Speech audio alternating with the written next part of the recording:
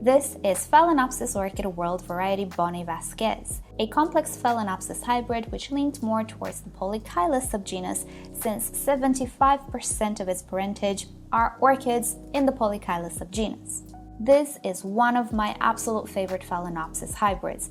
I'm sure the images speak for themselves, but I'm gonna try to say a few words about it as well. First and foremost, the flowers are absolutely striking. They're a beautiful yellow goldeny color which stands out in the crowd. It is very, very vivid. I'm not a particularly big fan of pale yellow or green yellow colors, but this one is more golden, so I really like it. The pattern though is quite unique. As you can see, we're not talking about dots like many Phalaenopsis actually have. It is a lining type of a pattern, which I find resembles more the Amboinensis parent rather than anything else. The shape of the flower is quite rounded and symmetrical. It has a beautiful daisy type of shape. This is how I call these rounded Phalaenopsis flowers. It is a very sturdy, waxy type of flower. It is not thin and fluffy like the typical flower shop Phalaenopsis orchids. And bonus, it does have a bit of a fragrance. It is quite mild, a bit sour and fruity, reminds of some sort of sour jellies. Overall though, the looks are the main feature of this orchid. I would not purchase it for the fragrance. There are other orchids much more fragrant than it. The flower is quite large as well. It measures around 6 centimeters, which is around 2.5 inches, and I find that to be quite big when referring to Polychilus type Phalaenopsis. The plant itself has more lime green leaves, which again is reminiscent of the Violacea in its parentage. The leaves are also a lot glossier than the typical Phalaenopsis.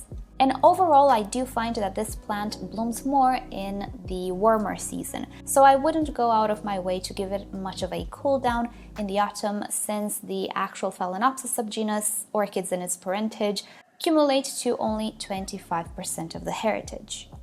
There is a bit of a downside to this orchid. It is not tiny, it is quite big, and I do believe it can grow to a sort of a medium size if we refer to the flower shop Phalaenopsis. Although mine is still recovering from some sort of stress, I don't envision it growing much bigger than this. But yeah, it is not a tiny orchid. Also, the flower spikes are not very compact, but they are quite long, so they don't stay close to the plant as much as other Polychilus.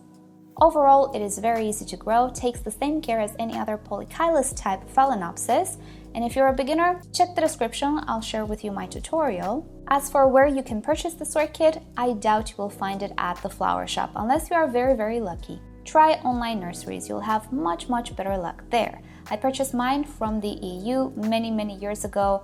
Usually with orchids, stock comes and goes, so you need to be a little patient, have a big wish list, and keep your eyes open because at some point it will appear in nurseries.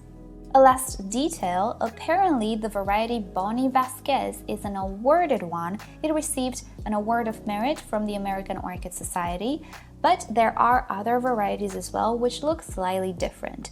From what I see on the internet, I think the Bonnie Vasquez is the better looking one, but check the OrchidWorks website, which I'm gonna link you to down below, to see the other varieties as well. So I hope you enjoyed today's orchid. Let me know what you think down below in the comments. Do you have this orchid? Do you plan on putting it on your wish list? Hope this video helped. And with that said, I'll see you next time. Bye!